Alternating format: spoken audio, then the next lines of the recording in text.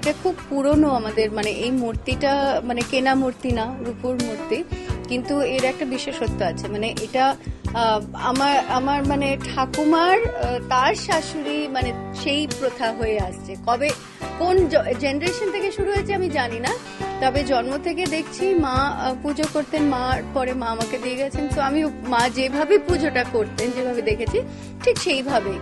কিন্তু আমাদের বাড়িতে যেরকম লক্ষ্মী পুজো ছোট বয়সে অনেক বড় করে হতো, অত বড় আমি করতে পারি না, মানে 4 দিন ধরে হতো, অত পারি না, কিন্তু যেটুকুন আমার ক্যাপাসিটির মধ্যে সেরকম করি। যারা বন্ধু বান্ধব তাদের বলি, যারা জানে পুজো হয় চলে আসে, কাউকে বলতেও হয় না।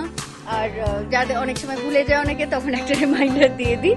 তো ভালোই লাগে, কারণ আমরা যতই যা মডার্ন হয়ে যাই হোক, কিন্তু একটা মানে ট্রেডিশনাল একটা রিচুয়াল, যেটা সবার ফ্যামিলির একটা বিশেষত্ব আছে, যেটা স্পেশালিটি, সেটা সবসময় মানতে ভালো লাগে। আমার তো খুব ভালো লাগে।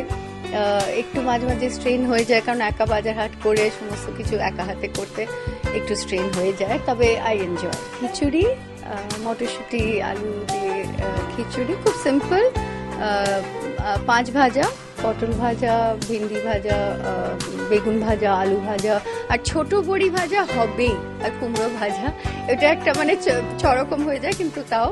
আর ওই জলপাইয়ের চাটনি, আলু কপির ডালনা, ওরকম মানে তরকারি, পনির, ওইটা, আর পায়েস, চালের পায়েস, মিষ্টি, আর সিন্নিটা তো হয়, নাড়ু হয়, আর লুচি।